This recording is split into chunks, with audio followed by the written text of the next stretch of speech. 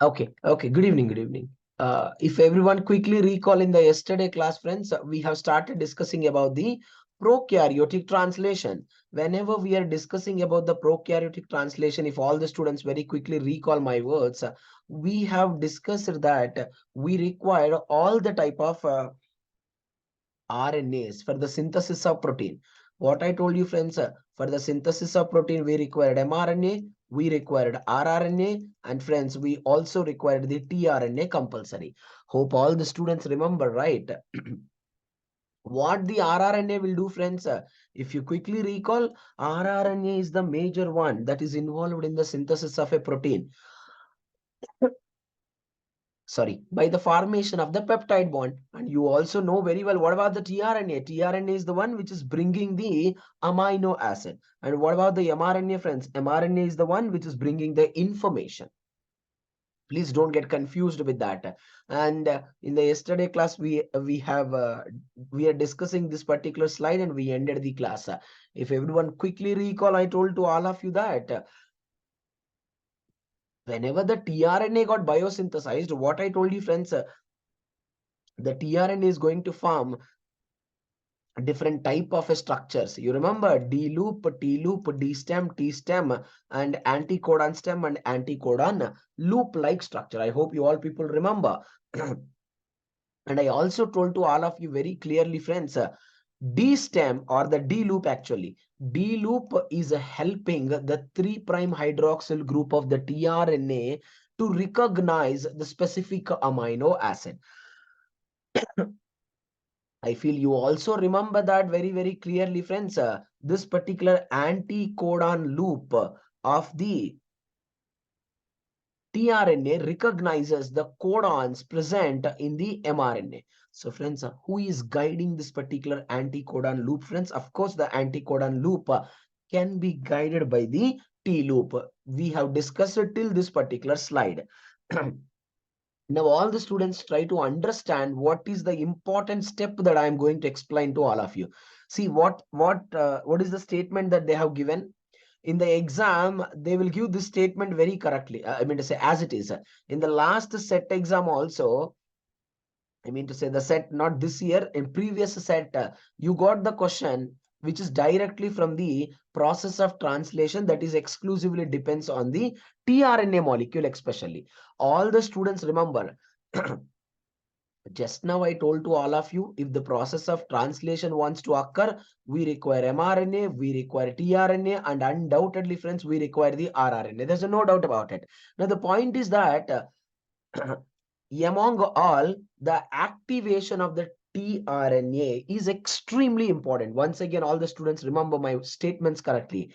Accurate translation require two equally important recognition steps. So please don't get confused with that particular point, friends. Now listen, all the students listen to me very correctly.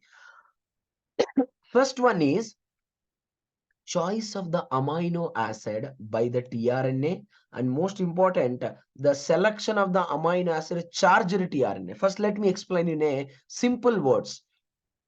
You know, most of the students will think that whenever tRNA is added by the, or whenever the tRNA attached to the amino acid, all the students will think that amino acid is getting charged. Actually, that statement is wrong.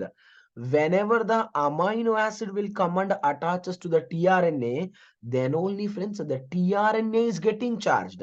So the statement what I want to highlight is amino acid is making the tRNA to become active. Please don't get confused with that particular statement. Look into the point. Look into the point. This is an amino acid, right? Sorry, this is an amino acid. Every student follow me. The the amino acid having a central carbon, carboxyl group, amino group, hydrogen, and R group. Every one of you commonly know about this. Now look into the point very correctly, friends. Now this amino acid combined with what, friends? You can see this. This amino acid combined with the ATP. Now the question is very clear. Why the amino acid is combined with the ATP? What is the reason? Amino acid combined with the ATP, friends, in order to become active. Now, the point is that in the ATP, amino acid is just take only one phosphate. which means that friends, amino acid is getting added to the AMP. You can see the picture right very clearly. This is amino acid, and what about this? This is called as the AMP. So then what happens to the remaining two phosphates, friends? The remaining two phosphates is getting released in the form of a PPI. So now friends, what we are talking now? Now we are saying that amino acyl AMP. What we can say that? We can say that amino acyl AMP. In other words, you can call it charged amino acid. Everyone keep the point in your mind. You can call an amino acid is charged, friends, whenever the amino acid combined with the AMP molecule only. Always remember that particular point. Now the point is that we have to make the tRNA to become charged. Now you look into this. Look into this. Now, this amino acyl AMP, this is an amino acyl AMP, will come and associated with what, friends? It will come and associated with the tRNA molecule. This is a very important point. Now, the question is crystal clear. How does it will come and associated with this particular tRNA? Look into this. So this is the tRNA. So you can see, right? This is the 3' hydroxyl group. All the students listen. Now this amino acyl AMP will come and attaches to the either 3' hydroxyl or to the 2' hydroxyl. It will come and attaches. So friends, whenever the amino acid attaches to the tRNA, what happens to the AMP, friends? Undoubtedly, friends, the AMP is getting released out. Now you tell me what we can call it. Now we are having a amino acid, friends. Now we are having a tRNA, friends. Amino acid plus tRNA. Together, what do we call it, friends? Together, we call it as the amino acyl tRNA. Please don't get confused with that point. I am going to explain you in this particular slide how the amino acid is getting activated and how the amino acid is activating the tRNA. Because friends, without tRNA activation, it is very impossible. It is impossible. tRNA cannot show any action. So look into the point. Amino acid combined with the ATP. Whenever the amino acid combined with the ATP, amino acid only combined with the AMP molecule, then it will become amino acyl AMP. How many phosphates are left out? Two phosphates are left out, released in the form of PPI. Now, friends, what's happening now? Now, this amino acyl AMP, listen my words, it will come and attaches to the tRNA. Whenever it comes and attaches to the tRNA, friends, it will become amino acyl tRNA. Then what's going to happen, friends? There will be a release of the AMP molecule. Now, the interesting point all the students has to remember for the exam, what is the name of the enzyme? Remember my words. What is the name of the enzyme that is combining amino acid with the AMP molecule? What is the enzyme? Amino acyl tRNA synthetase enzyme. Now again, what is the name of the enzyme that is adding amino acyl AMP to the tRNA? That enzyme is also, friends, amino acyl tRNA synthetase enzyme only. In more simple words, I can tell to you, formation of the amino acyl AMP and formation of the amino acyl tRNA, both can be mediated by a same enzyme that is called amino acyl tRNA synthetase enzyme. Now, friends, you can see this, right? What is the line I am using? I am using the line amino acyl tRNA, which means amino acid plus tRNA. Now, amino acyl tRNA only, you also call it as the charged tRNA. So every student keep this point in your mind. Whenever the tRNA is not associated with amino acid, then what do we call it as? Then we call it as the uncharged tRNA. When the tRNA associated with amino acid, then only, friends, you call it as the charged tRNA. Always remember this particular. It is an important statement to be remembered. Now, friends, mRNA is ready. tRNA is ready. Now, what we have to make final one, that is the ribosome. Because, friends, without ribosomal RNA, it is very impossible to synthesize the protein. Is it? And now look into this, friends. You all people commonly know that this is also asked a question in the SET exam, as well as in this is also asked a question in the JL exam. Simple question. The ribosomes in case of a prokaryotes we can call 70S. In case of a eukaryotes we can call it as 80S. S represents what, friends? Sedimentation unit, or you can also call it as a Swedberg unit. Please never get confused with that particular point. And friends, you also know very well, what you know very well, if the protein synthesis wants to occur, what we require compulsory, we require small ribosomal subunit also, we require the large ribosomal subunit also. In simple words, we can say that we require a ribosomal complex. That's an important point. Now all the students look into the picture correctly. Prokaryotes and eukaryotes. Is it necessary to remember? It's mandatory. This is what the question you got in your exam. It's very easy also. Prokaryotic organism contains 70S. Easy to remember. 70S divided into 30S and 50S. Most of the students will ask, sir, if we add the 30S and 50S, we get the 80S, but then why are you calling it as 70S? We should not add anything, friends. Whenever we do the sedimentation, whenever we see the weight variation, whenever we break down, it is breaking down into 30S and 50S. It is exclusively based on their weight variation. In other words, based on their sedimentation rate. You should not add them. And every student commonly remember for the exam 30S and 50S. That is not you have to remember. You have to focus on the other units. 30S further divided into 16S. Friends, they are all having their own significance. I'm going to explain you now. And 50S having what? 23S and 5S. This is the question which you got in your JL botany exam, right? In the Gurukul. So 23S is present in which of the subunit, which is the 50S. Now look into the picture. And if you look into the eukaryotic organism having 80S, again, based on the sedimentation unit, it is further divided into, friends, 40S subunit as well as the 60S subunit. You can see that 40S subunit further divided into 18S, 60S further divided into, listen, very important, 60S divided into 28S, 5.8S, then friends, followed by the 5S. All the students very quickly answer my question. My question to all of you is, the 60S and 40S subunits, they are synthesizing in which part of the nucleus? All of you. The 60S and 40S, the ribosomal subunit, are synthesizing in which part?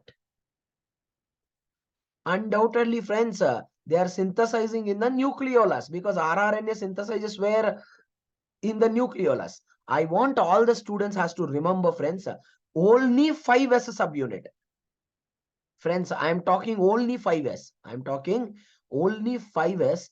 5S is actually synthesized in the nucleoplasm. Keep the point in your mind, friends. 5S is synthesized in the nucleoplasm. From the nucleoplasm, it enter into the nucleolus, and later they will combine with 5.8S and 28S. Then they are going to form the 60S. Please do not confuse.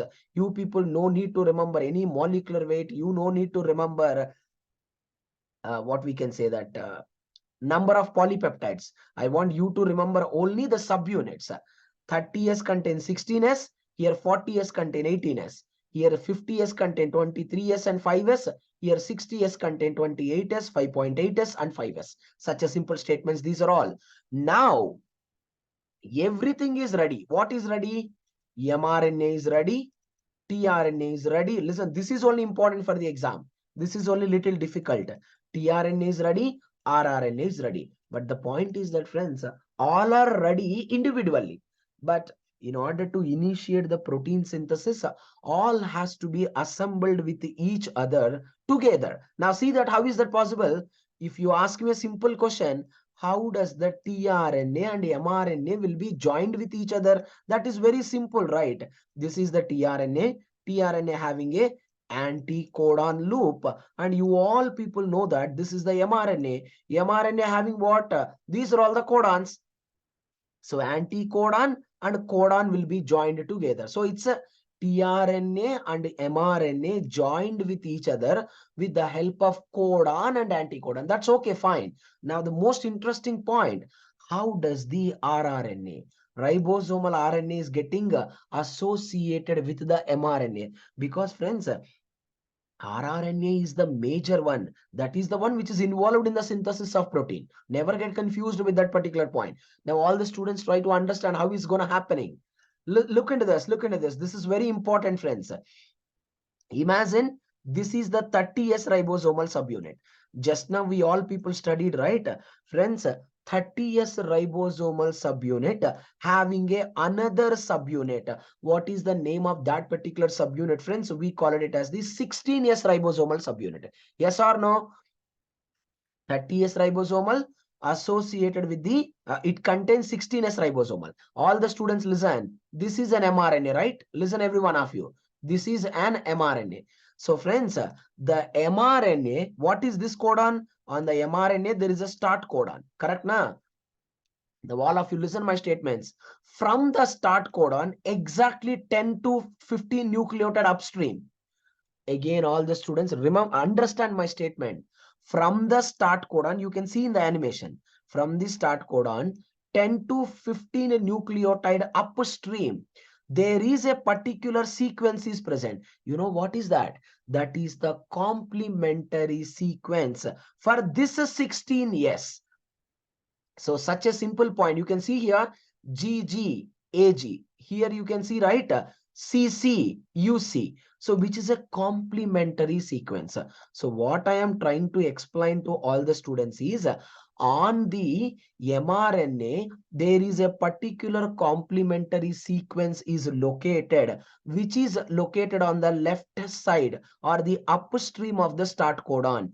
To this, the 30S rRNA, which contains 16S rRNA, will come and associated because both are complementary in nature. And this particular site only, we called it as a Shine and Dalgarno sequence. Never ever get confused with that point.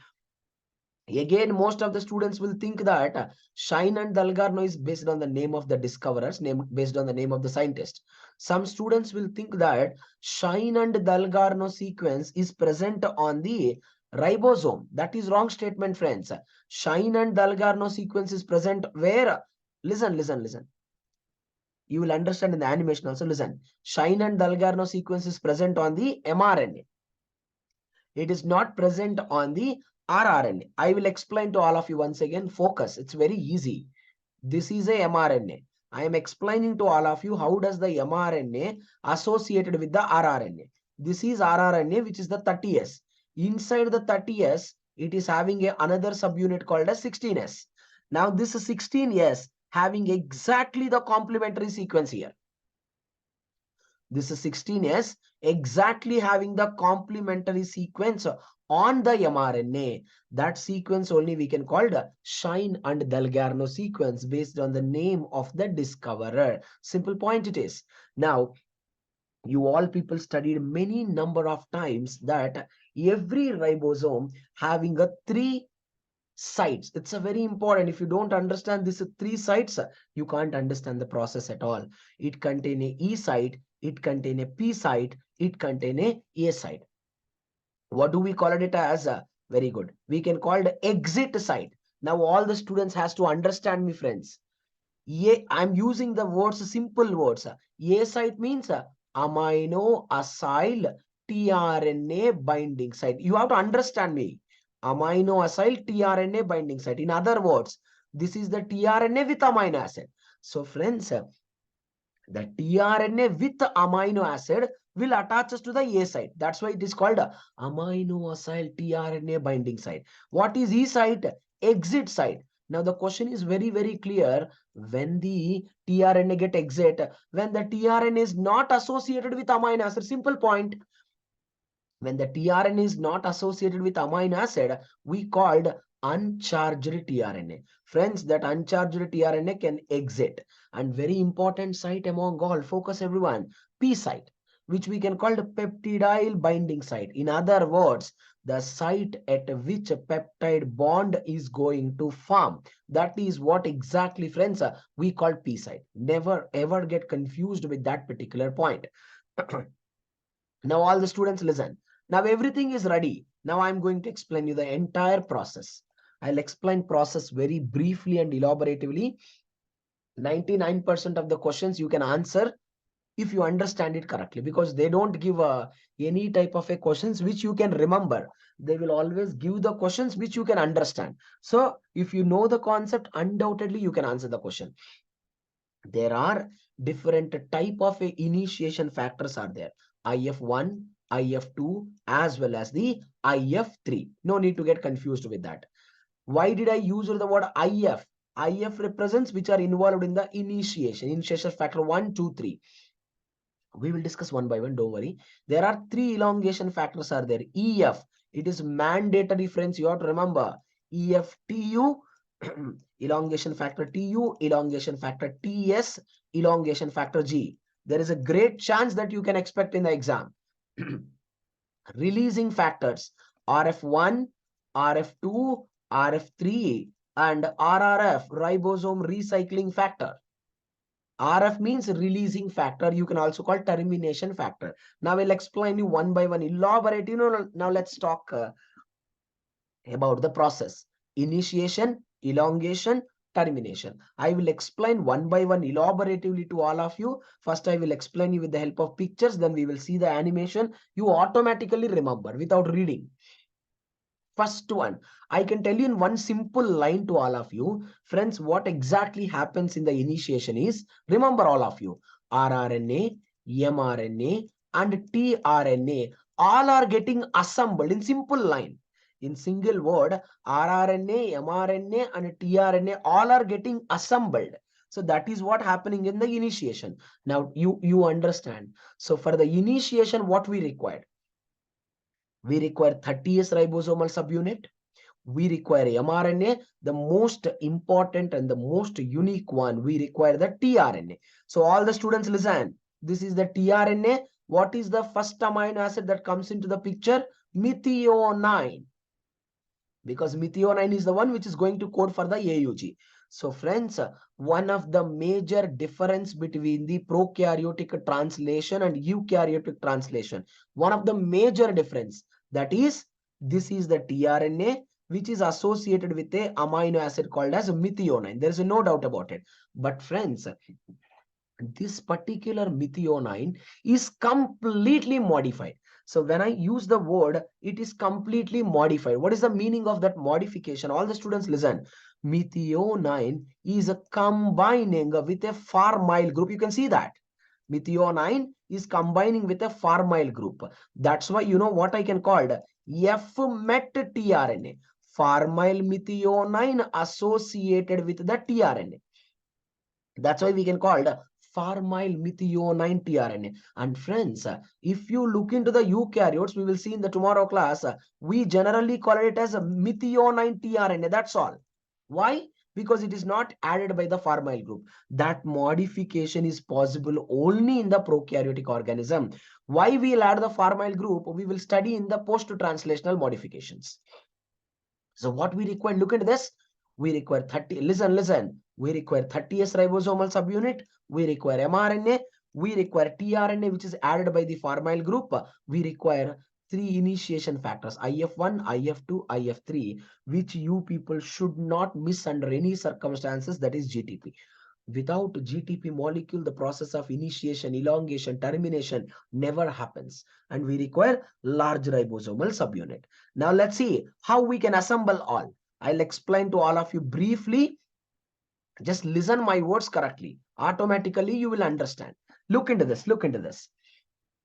This is what subunit? 30S ribosomal subunit. You know, right? Inside the 30S ribosomal subunit, there is a presence of the 16S ribosomal subunit. You all people know that very well. Now look into that. Now the question is that who is holding the small ribosomal subunit? Everyone keep the point in your mind. IF1, and IF3. These two will associate with the small ribosomal subunit. Okay, we got that clearly. Now inside the small ribosomal subunit, what is present? 16S ribosomal subunit is present. My friends, now this 30S with the help of 16S will come and associated with where? To the mRNA. Where exactly? In the Shine-Dalgarno sequence. I'll show you in the animation, you'll get a very good idea. Then what's happening? Tell me. Now mRNA is ready. Small ribosomal subunit is also ready. And friends, now the most important one, very, very important one, someone has to bring the tRNA. Now, friends, who is bringing the tRNA? tRNA can be brought by IF2 GTP complex. We can call it ternary complex or tertiary complex. Why did we use the word ternary complex or the tertiary complex? All the students remember, this is the tRNA amino acid plus IF2 GTP. So 1, 2, 3. That's why we can call ternary complex. All the students has to remember one more very important statement. That is, every tRNA, listen my words, every tRNA with amino acid always attaches to the A site. There's no doubt about it. Every tRNA with amino acid always associated with A site except the first tRNA. All the time, friends, first tRNA attaches to the P site. Then only, friends, the peptide bond will be formed. Otherwise, the peptide bond never ever be formed. Look into the point.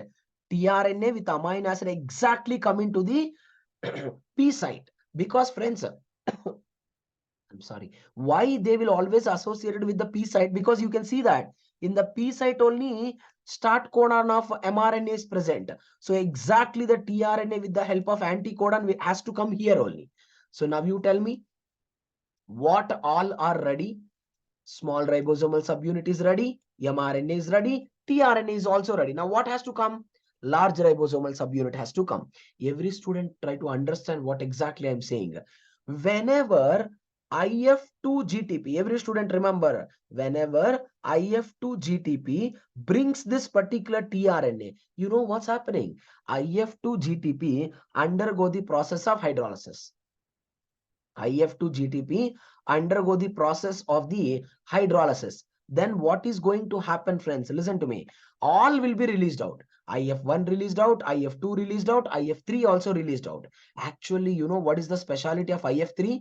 If IF3 is present, it never allow the joining of a small ribosomal and the joining of a large ribosomal. So whenever IF3 get dissociated, what is going to happen? Undoubtedly, friends, large ribosomal subunit will come, combine with the small ribosomal subunit, and the complete process of initiation is completed. Now you only look into this. Now which site is free, friends? You can see the picture. A site is free. Now the tRNA, second tRNA with amino acid will come to the A site. That we will discuss in the elongation. But listen, let me quickly summarize the initiation to all of you. Focus. Every one of you focus. First, what's happening? IF3 and IF1 associated with a small ribosomal subunit. Inside the small 30S, there is a 16S. They will come and associated with the mRNA with the help of a Shine and Dalgarno sequence, which are complementary sequence. Then IF2 GTP bringing the tRNA. When IF2 GTP undergo the hydrolysis, IF1, IF2, IF3 all get dissociated. Then large ribosomal subunit will come and attaches. This is called active initiation complex. Now let me explain the same thing through animation. By that you never forget it. Okay, every one of you focus. I'll just explain it in a simple words. Okay, all the students has to look into this, friends. Just give me, let me turn off the subtitles by that you'll get a good idea.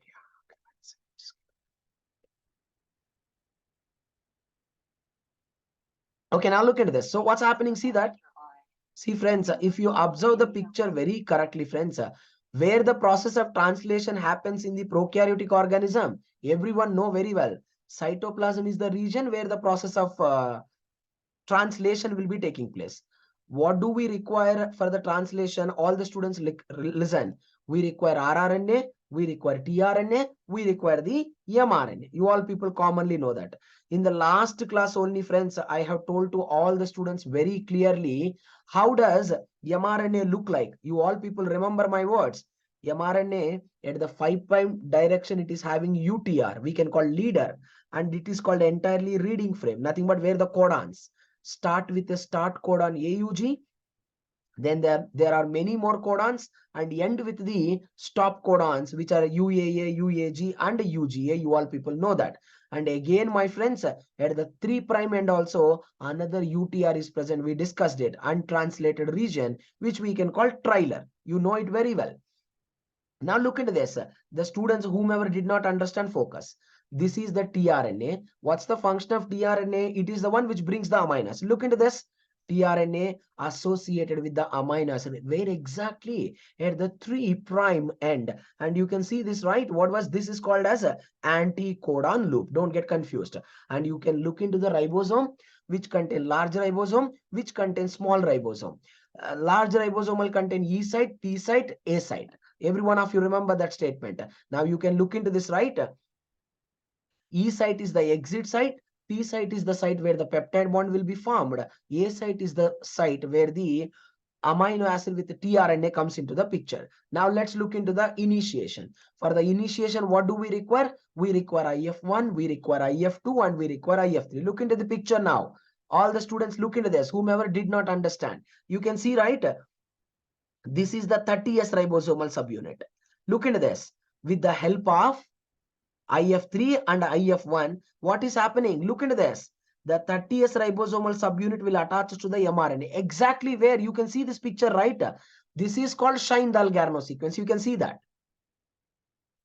Now you can see the picture. The 30S ribosomal subunit, which contains 16S inside, it will come and associated with it. Now you can see that. It associated with the Shine-Dalgarno sequence. Now, who is going to come into the picture, friends? tRNA comes. tRNA with anticodon will comes. Who is bringing that particular tRNA, friends? That particular tRNA brought by IF2. That's very important point. IF2 with the GTP molecule. And we already studied very clearly that the tRNA associated with the first amino acid methionine. And what is the speciality of that methionine? That methionine is, look into that, added by the formyl group. That's why we can call the modified tRNA. We also called as a formyl methionine tRNA. Look into that. Now you can see that it will come and associated with where? Exactly into the P site. Look into that. Look into that. So it associated with the start codon. Correct na? Now who is going to come into the picture? Most important one, large ribosomal subunit will come into the picture. You can see that now. See that large ribosomal subunit will come and attaches. Is it? So friends, this is called as active initiation complex. Very important it is. Now, which site is free? Tell me. A site is free. Now the next tRNA will come into which area? Next tRNA will come into the A site. Now let's see how. Now, what is the process of elongation? How does the process of elongation will work? Listen everyone, the process of elongation require entire initiation complex, very important. We require second tRNA, which is called amino acyl tRNA. Why did I call amino acyl tRNA? Amino acid plus tRNA. That's why I can call it amino acyl tRNA. Then there is a set of 3 proteins. Very important. You all people has to remember for the exam. EFTU, EFTS, and EFG. All you have to remember mandatorily, followed by 1 molecule of GTP. Now I will explain to all the students in a simple words. Just focus on the diagram very correctly. Look into the picture. Just focus. The elongation is the most important step among all, because we are struggling from the starting to synthesize the protein, right? So that protein we are going to synthesize here only. Now look into this. This is the active initiation complex. You are all able to see the diagram. Now who's going to come into the picture? EFTU, sorry, the next tRNA has to come. tRNA with the amino acid. That's all. It is not at all modified. Now who is going to bring this? That is the important for the exam. EFTU-GTP molecule. Remember everyone, EFTU-GTP molecule. Look into that. Look into that. That EFTU-GTP molecule will come and associated with which site? Tell me. To the A site. Now you only tell me how many amino acids are present now. Listen friends. One amino acid present in the tRNA of the P site. Another amino acid present in the tRNA of the A site. You can see that particular picture very correctly. Now, what reaction is happening? Now, the most important reaction is happening. That is the formation of a peptide bond. All the students answer. Where is the site of location of a peptidyl transferase enzyme? You know, right? There is an enzyme called as peptidyl transferase enzyme. Where it is present? It is present in the large ribosomal subunit. Always remember that point. That large ribosomal subunit contain a peptidyl transferase enzyme. You know, right? Peptidyl transferase enzyme, we can also call it, as I told you many times, we can call it catalytic RNA. Friends, we also called it as what? We also called it as the ribosome, ribozyme. Never forget. Now, you know what is happening? Tell me first. All the students, listen to me very carefully. Again, I'll explain in the animation. First, peptidyl transferase enzyme, listen everyone, will cut the amino acid, will cut the amino acid present in the P site of the tRNA. Then you can see that, the amino acid got cut. Now that amino acid will go and associated with the amino acid present on the tRNA of the A site. You can see that. Now friends, what's happening? Two amino acids are there on the tRNA of the A site. Here, what bond is formed, friends? Peptide bond. Now, every student know very well. Again, I will explain to all of you. How does the peptide bond will form? This is one amino acid having a carboxyl group, amino group, and one hydrogen and one R group. This is the structure of an amino acid.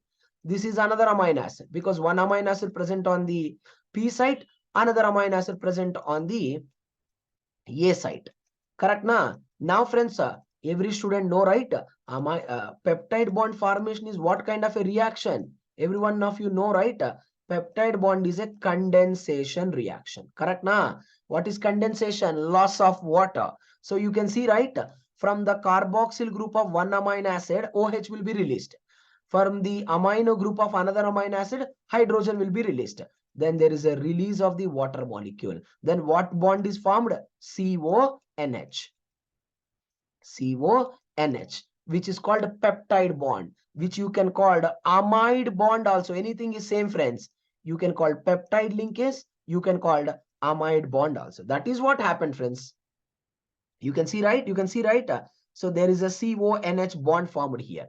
Now, friends, whatever the tRNA that is present on the P site, do you think that particular tRNA, every student listen my statements very correctly. Do you think that particular tRNA, does it contain an amino acid? Of course not. It is not at all contain amino acid. Correct na? Now friends, this tRNA is called as uncharged tRNA. What do we call? Uncharged. Now friends, the uncharged tRNA should not present in the P site. Now where it has to move, friends? The uncharged tRNA has to move from which site to which site, friends?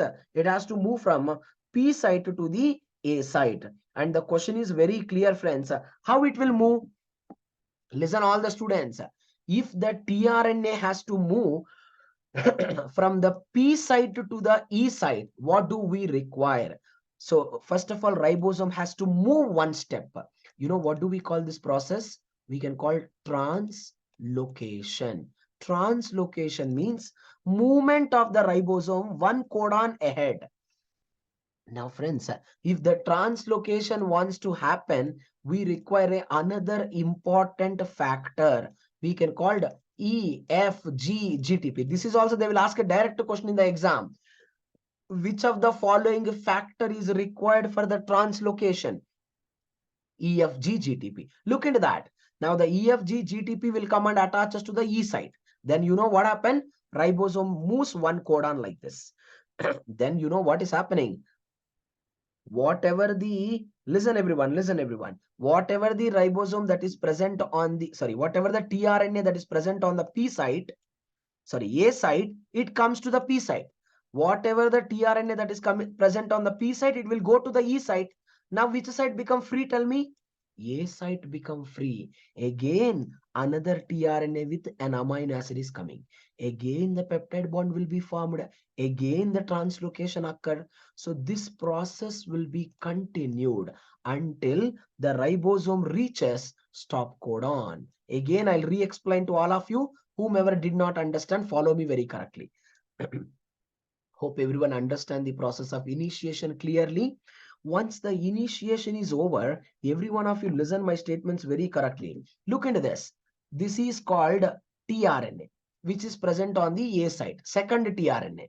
Who is bringing this particular second tRNA? EFTU GTP molecule. This is also question. EFTU GTP molecule will bring the second tRNA. First tRNA brought by IF2 GTP. Never ever get confused. Now, friends, there are two tRNAs are present. One tRNA present on the P site, another tRNA present on the A site. Now, you try to understand my statements very correctly. Look into the point. Now, peptidyl transferase enzyme. Remember my words very correctly. The peptidyl transferase enzyme which is present on the P site. Sorry, peptidyl transferase enzyme which is present on the large ribosomal subunit. You know what it is doing? It will cut the amino acid present on the P site of the tRNA and it will add to the amino acid present on the A site of the tRNA. You got that concept very correctly. Then what is going to happen? Peptide bond will be formed. You got that point. Now, friends, whatever the tRNA that is present on the P site, we call it as uncharged. How does this uncharged can enter into the exit site? With the help of a elongation factor G. Now, same thing I'll show to all of you in the animation. By that, you'll get a little bit clear-cut idea. Just give me one moment of time. What do you need, Grammarly? I've got your back. Okay. All of you look into the picture. So, friends, this is what complex? Initiation complex. Every one of you pay attention towards the diagram. Now, look into this. Look into this. Friends, every one of you look into the diagram very correctly. In the large ribosomal subunit, you can see there is an enzyme, whatever the arrow I am showing to all of you. That is the peptidyl transferase enzyme, friends. Try to understand that very correctly. Now, you see that second tRNA with an amino acid. Is there any modification like addition of pharmyl group? No. Now, the tRNA with amino acid, who will bring this? That is important, right? EFTU GTP molecule will bring it. See that? Now, where it will come and attaches? Undoubtedly, it will come and attaches to the A site. You can see that. Correct, na? The moment it comes and attaches to the A site, which enzyme get activated? Now, you look into this. Peptidyl transferase enzyme get activated. Now, what the peptidyl transferase enzyme will do? It will cut this amino acid and will add here. Look into that. Look into that. See that? It cut it and added here. You can see, right? Now, friends, peptide bond got formed. How does the peptide bond will be formed? I told you, right? There is a peptide bond will be formed between the one amino acid to the another amino acid, which is a condensation reaction. There is a loss of water. Now, peptide bond is successfully formed. Now, you only look into this. Whatever the tRNA that is present on the P site, it is a uncharged tRNA. So, it has to compulsory move to the E site. Now, who's going to come into the picture? Look into that. Elongation factor G come into the picture. Whenever the elongation factor G come and attaches to the E site, see that translocation is happening. See that. Now, the ribosome starts moving. Whenever the ribosome start moving, what's happening? See that. The tRNA which is present in the P site, it came to E site. Whatever the tRNA that is present on the A site, it came to P site. Now, which site become free now? The A site become free. Like this process will be going on continuously until the ribosome reaches stop codon. What's happening? See this? The process is going on continuously. See that? See that? Another amino acid with the tRNA comes and attaches to the A site. Again, peptidyl transferase enzyme will be active. It will cut the amino acid and form the peptide bond. Again, elongation factor GGTP will come. Again, the ribosome start moving, and again, it will go to the E site. So by that, the process will be continued. Until where? Until where the process will be continued? The process will be continued until the ribosome reaches stop codons, which are present on the mRNA. You know, right? It's very simple, friends. UAA, UAG, UGA. There are 3 stop codons are there. So until they reach that, mRNA is moving continuously. So there will be a 3 proteins RF1, RF2, as well as the RF3, which we generally call it as, of course, Javaria peptide bond is only formed in elongation. Yes, of course. It never formed in the initiation and never formed in the termination. Only in the elongation. So now what's going to happen now? RF1, RF2, RF3. We generally called as releasing factor 1, releasing factor 2, releasing factor 3. And another important factor is also required, friends. We generally call it as RRF, ribosome recycling factor. Listen to me very correctly without having a confusion. What happens in the termination? Remember, everyone, in the termination, listen everyone, there is a breakdown of the peptide bond occur. First point, there is a breakdown of the last peptide bond, releasing of entire polypeptide chain. Most importantly, dissociation of large ribosomal, small ribosomal, mRNA, all get dissociated. Let me explain to all of you very clearly. It's a very simple. Very, very simple. Listen. So you can see, right? The ribosome is moving continuously until they reach the stop codon. So friends, who will recognize the stop codon? That is important for the exam. Actually, friends, either RF1 or RF2. These two or any one of these start recognizing the stop codon. That's a very important point. RF1 recognize the stop codon such as UAG and UAA. And what about the RF2? RF2 recognizes UGA and UAA. Never get confused with that particular point. Now, the point you have to remember, what is the common codon recognized by the RF1 and RF2? That is UAA.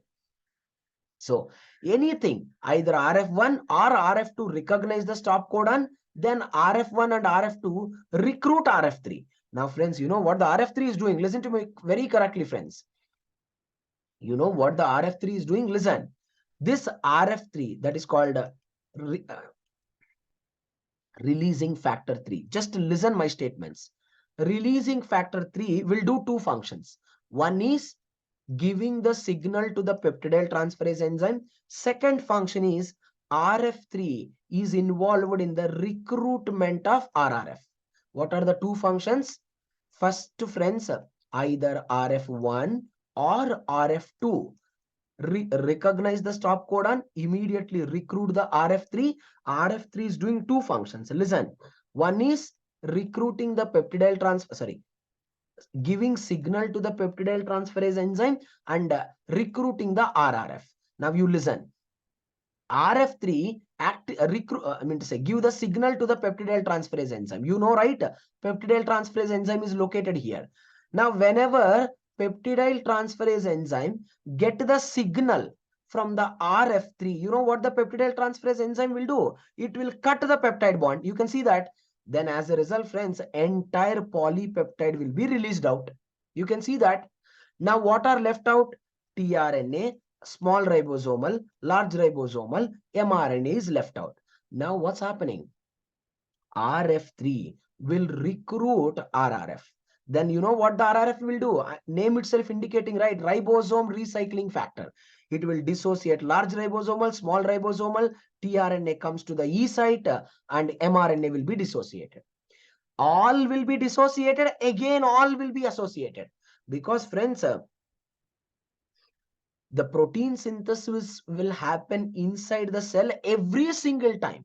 So ribosome assembly and disassembly or association or dissociation happening all the time in the cell. Very simple type of a termination. Majorly you focus on the initiation and elongation.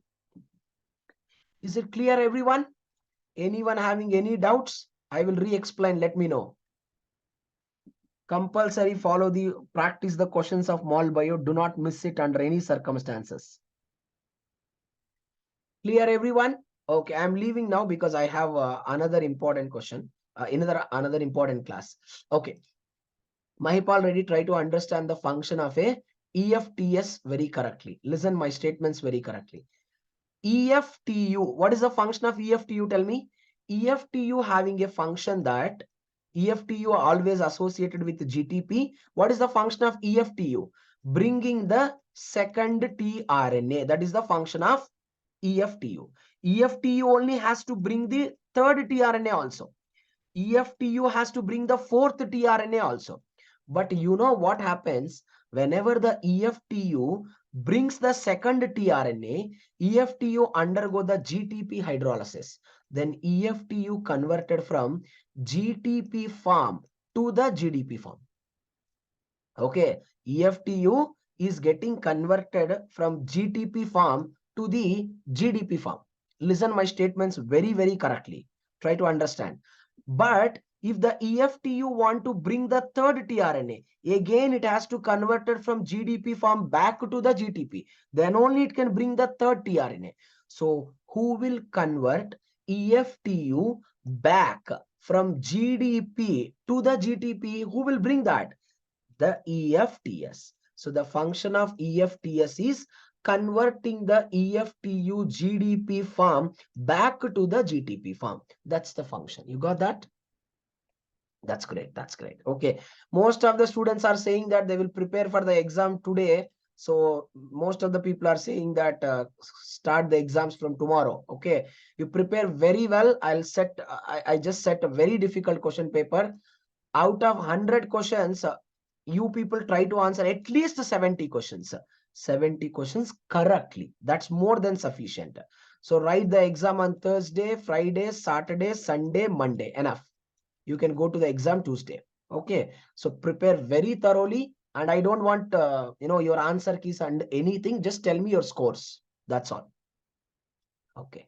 Okay. Okay. That's all for now. I have other class. I'll see you in the tomorrow morning. Okay. In the next class. Okay. Thank you. Thank you all. Thank you. Please revise it once again. Keep revising. Do not waste the time. Thank you.